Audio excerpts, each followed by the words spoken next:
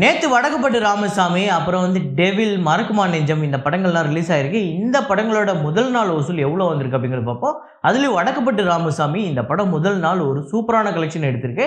So எவ்வளோ அப்படிங்கிறது பார்ப்போம். இது இல்லாமல் அயலான், கேப்டன் மில்லர், ஃபைட்டர், போன வாரம் ரிலீஸ் ஆன ப்ளூ ஸ்டார், சிங்கப்பூர் சலூன் இந்த படங்கள்லாம் எவ்வளோ வசூல் வந்திருக்கு அப்படிங்கிறத பார்ப்போம். இது இல்லாமல் ஒவ்வொரு ஸ்டேட்லேயும் ஒவ்வொரு படம் அதிகமாக வந்து வசூல் பண்ணியிருக்கோம்ல. இப்போ உதாரணத்துக்கு கர்நாடகாவில் ஏதாவது ஒரு படம் எல்லா படத்தை விட அதிகமாக வசூல் பண்ணியிருக்கோம்.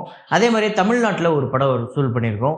அதே மாதிரி ஆந்திரா, தெலுங்கானாவில் இதில் ஒவ்வொரு ஸ்டேட்டில் எந்தெந்த படங்கள் அதிக வசூல் வந்திருக்கு அப்படிங்கிறத ரொம்ப தெளிவாக பார்க்க போகிறோம்.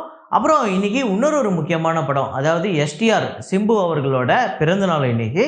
அதனால் என்னோட மோஸ்ட் ஃபேவரட், உங்களோட எல்லாரோட மோஸ்ட் ஃபேவரட் படமாக இருக்கக்கூடிய விண்ணை தாண்டி வருவாயா அந்த படத்தோட பட்ஜெட் என்ன, வசூல் என்ன, ஷேர் என்ன அப்படிங்கிறத பார்ப்போம். ஸோ வீடியோக்குள்ளே போகிறதுக்கு முன்னாடி நம்ம சேனலை நீங்கள் சப்ஸ்கிரைப் பண்ண பண்ணிவிடுங்க. பக்கத்தில் இருக்க பெல் ஐகானை ப்ரெஸ் பண்ணிவிடுங்க. வாங்க வீடியோக்குள்ளே போகலாம்.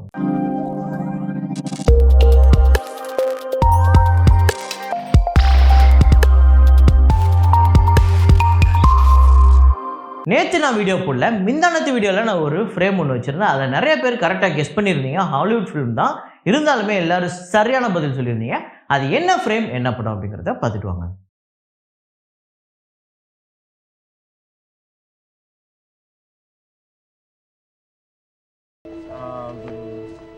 Who's the king of the jungle? Gorilla. The gorilla? So ஆமாங்க, பர்சூட் ஆஃப் ஹாப்பினஸ் தான். வில் ஸ்மித் அவர்களும் அவரோட பையனும் சேர்ந்து நடிச்சிருக்க படம். இந்த படம் வந்து உண்மையிலே ஒரு அப்படியே நெஞ்ச கசக்கி புழியிற மாதிரி ஒரு படங்க. ஸோ இந்த படத்தில் வந்து பெருசாக ஃபைட் இருக்காது, ஒரு ட்ரக் டீலிங் மாஃபியா இருக்காது, பெருசாக அடித்தடி இருக்காது, பஞ்ச் டைலாக் அப்படியே லைனாக பேசுகிறதுக்கெலாம் எதுவும் இருக்காது, நாட்டை திருத்துற மாதிரி இதெல்லாம் எதுவும் இருக்காது. ஒரு காமனான ஒரு மனுஷன், அவனுக்கு பர்மனெண்ட்டாக வேலை கிடைக்கிறதுங்கிறது தான் பெரிய லட்சியமே. பர்மனெண்ட்டாக வேலை கிடைச்சோம். அது கிளைமேக்ஸில் அப்படியே அந்த க்ரௌடோட நடந்து வந்துக்கிட்டு அப்படியே கை தட்டிக்கிட்டே வருவார். வேறு லெவலில் இருக்கும். அதை எக்ஸ்பிளைன் பண்ண முடியல எனக்கு. அது பார்க்கும்போதெல்லாம் ஒவ்வொரு வாட்டி பார்க்கும்போதெல்லாம் கண்ணில் இருந்து அப்படியே லைட்டாக அந்த சின்ன கண்ணீர் மட்டும் அப்படியே வந்து நிற்கும். அப்படிப்பட்ட ஒரு சீனு. ஸோ அதுக்கு அடுத்தது அவன் பையனை கூப்பிட்டுட்டு அப்படியே ஜாலியாக நடந்து போவார். அந்த ஒரு ஃப்ரேம் தான் நேற்று நம்ம வச்சுருந்தது. விக்கி அப்படிங்கிறவர் கண்டுபிடிச்சிருக்காரு. எஸ்எஸ் அடிக்டட், அவர் பேர் தெரில, பிரகாஷ் சீன், அப்புறம் அருண் வெங்கடேஷ், அப்புறம் ரிஃபாஸ். இந்த 5 பேர் தான் முதல்ல கமெண்ட் பண்ணியிருக்காங்க. இன்னைக்கான ஃப்ரேமை பாருங்க, கெஸ் பண்ணுங்க.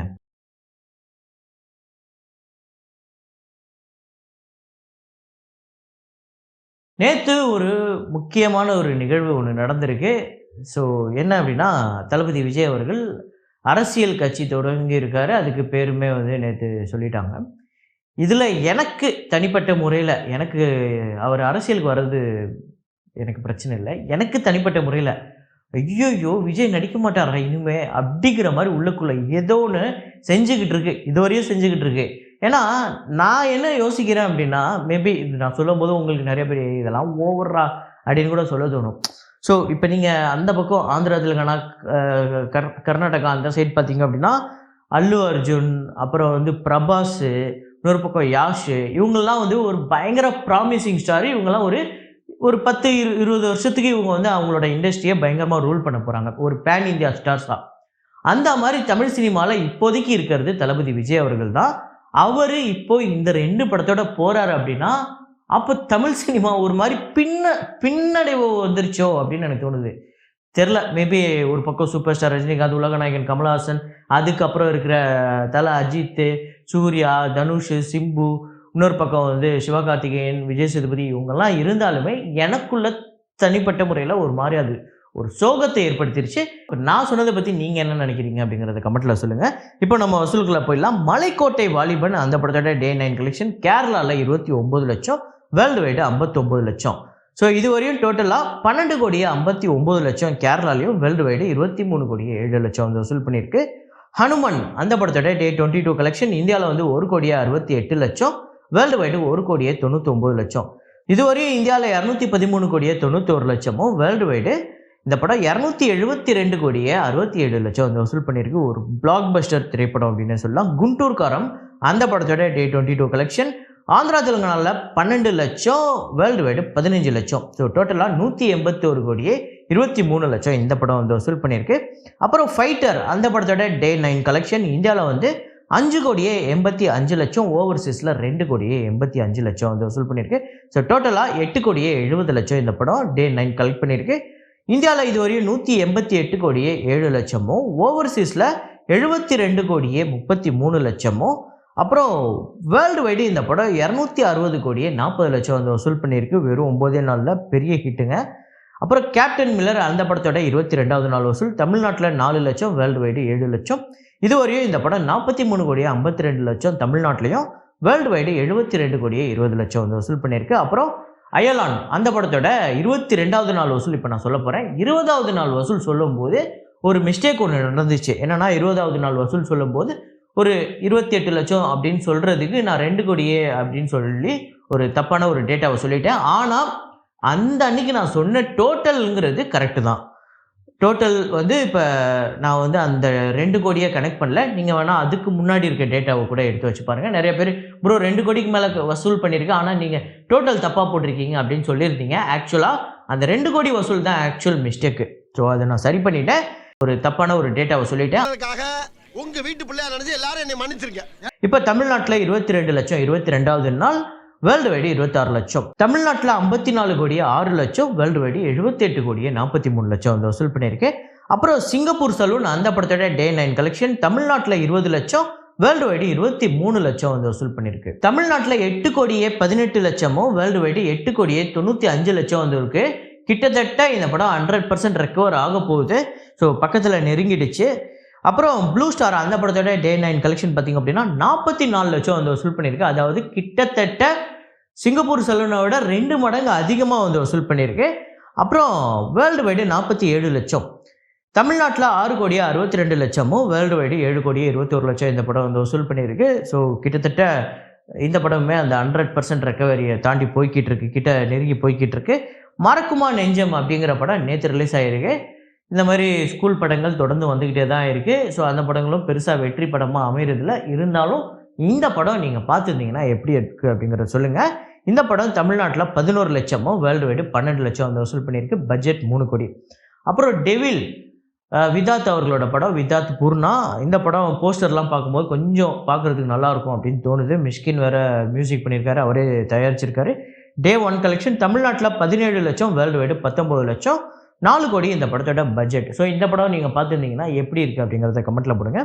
அப்புறம் வடக்குப்பட்டி ராமசாமி இந்த படம் ஒரு பயங்கரமான ஒரு பாசிட்டிவ் ரிவ்யூ வந்திருக்கு. ஸோ நான் எதிர்பார்க்கவே இல்லை. ஒருவேளை ட்ரெய்லர் பார்க்கும்போது இந்த படமும் ஏதோ ஒரு காமெடின்னு சொல்லிட்டு ஏதோ ஒன்று கிரிஞ்சு பண்ணி வைக்க போகிறாங்கன்னு. ஸோ நம்ம நினைக்கிறது தப்புன்னு நிறைய நேரத்தில் இந்த படங்கள் வந்து ப்ரூவ் பண்ணியிருக்கு. அதில் வடக்குப்பட்டி ராமசாமி எல்லாரும் பார்த்துட்டு சூப்பராக இருக்குது அப்படின்னு சொல்லியிருக்காங்க. இந்த படம் வசூல் பார்த்திங்க அப்படின்னா தமிழ்நாட்டில் 1,42,00,000, டோட்டலாக வேர்ல்டு வைடு 1,49,00,000. இந்த படத்தோட பட்ஜெட் 10 கோடி. ஸோ நல்லா இருக்குது. ஆல்ரெடி டிக்கிலோனா அப்படிங்கிற படத்தை கொடுத்த அதே டைரக்டரு. ஸோ அந்த படம் என்னோடய பர்சனல் ஃபேவரெட்டு. ரொம்ப நல்லாயிருக்கும், டைலாக்லாம் அருமையாக இருக்கும். ஸோ அதே டீமுங்கும்போது படம் சுவாரஸ்யமாக இருக்கும்னு தான் நினைக்கிறேன். நீங்கள் படம் பார்த்துட்டிங்கன்னா எப்படி இருக்குன்னு சொல்லுங்கள். அப்புறம் இதெல்லாம் நான் கலெக்ஷன் தான் சொல்கிறேன். இந்த படங்களோட ரிவ்யூ நான் எதுவுமே சொல்லலை. நிறைய பேர் ஏன்டா படமே பார்க்காம நீ வந்து இதை பற்றி பேச விட்டியா? அதாவது நான் சொல்கிறது டேட்டா, நாட் ஒப்பீனியன். ஸோ அதை நீங்கள் புரிஞ்சுக்கணும். ஸோ அதுக்கடுத்து தான் சொல்லியிருந்தேன், ஒவ்வொரு ஸ்டேட்லேயும் அதிகமாக வசூல் பண்ண படங்களோட பட்டியல். ஸோ அதில் வந்து ஆந்திரா தெலுங்கானாவில் வந்து ஹனுமான் வந்து 133,90,00,000 வந்து வசூல் பண்ணி ஆந்திரா தெலுங்கானாவில் இதுவரையும் இந்த 34 நாளில் இந்த படம் தான் வந்து இப்போதைக்கு டாப்பில் இருக்குது. அப்புறம் தமிழ்நாட்டில் அயலான் 54,06,00,000 வந்து வசூல் பண்ணி இப்போதைக்கு டாப்பில் இருக்குது. கர்நாடகாலையுமே ஹனுமான் தான் இருக்குது, 20,79,00,000. கேரளாவில் பார்த்திங்க அப்படின்னா ஆப்ரஹாம் ஓஸ்லர் அந்த படம் வந்து 21,68,00,000 வந்து வசூல் பண்ணி கேரளாவில் ஆப்ரஹாம் ஓஸ்லர் ஃபஸ்ட்டில் இருக்குது. அப்புறம் நார்த் இந்தியாவை பொறுத்தவரையும் ஃபைட்டர் 151,85,00,000 வந்து வசூல் பண்ணி ஃபைட்டர் தான் வந்து நார்த் இந்தியாவில் ஹையஸ்ட்டாக இருக்குது. ஓவர்சீஸில் பார்த்திங்க அப்படின்னா ஃபைட்டர் 72,33,00,000 வந்து வசூல் பண்ணி ஓவர்சீஸில் லீடிங்கில் இருக்குது 9 நாள்லேயே. அப்புறம் வேர்ல்டு வைடு இப்போதைக்கு லீடிங்கில் இருக்கிறது ஹனுமான் 272,67,00,000. அதாவது இன்னும் 2 நாள் கழித்து இந்த வீக்கெண்டை கழித்து பார்த்திங்க அப்படின்னா தாண்டி பார்த்திங்க அப்படின்னா கண்டிப்பாக ஃபைட்டர் வரதுக்கு வாய்ப்பு இருக்குது இந்த வேர்ல்டு வைடில். ஆனால் இப்போதைக்கு இந்த 3ஆம் தேதி வரையும் பார்த்திங்க அப்படின்னா ஹனுமான் லீடிங்கில் இருக்குது. அப்புறம் நான் சொல்லியிருந்தேன் விண்ணை தாண்டி வருவாயா அந்த படத்தோட வசூலை சொல்கிறேன் அப்படின்னு சொல்லிட்டு. ஸோ சிலம்பரசன் அவர்களோட பிறந்தநாள் இன்னைக்கு. அவரோட மோஸ்ட் ஃபேவரட் ஃபில்ம் உங்கள் எல்லாருக்குமே பிடிச்ச படம் எனக்கு ஆக்சுவலாக வானம் இப்போ தான் ரீசெண்டாக சில மாதங்களுக்கு முன்னாடி தான் நான் அந்த படத்தை பற்றி பேசி வசூலுமே சொல்லியிருந்தேன். ஸோ அதனால் விண்ணை தாண்டி வருவாயா அந்த படத்தை பற்றி சொல்லலான்னு சொல்லிட்டு எடுத்துகிட்டு வந்திருக்கேன். 2010ஆம் ஆண்டு வந்து ஒரு மிகப்பெரிய விஷயத்த பண்ணிச்சு.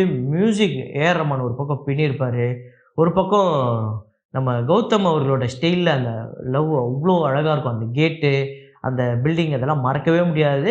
அந்த ஜெஸ்ஸிங்கிற பொண்ணு பின்னாடி போகிறது, அப்படியே அந்த சாரியிலேருந்து அந்த பொண்ணு போகிறத பின்னாடி இருக்கிற வியூவிலேருந்து, அதெல்லாம் நம்மளால் மறக்கவே முடியாது.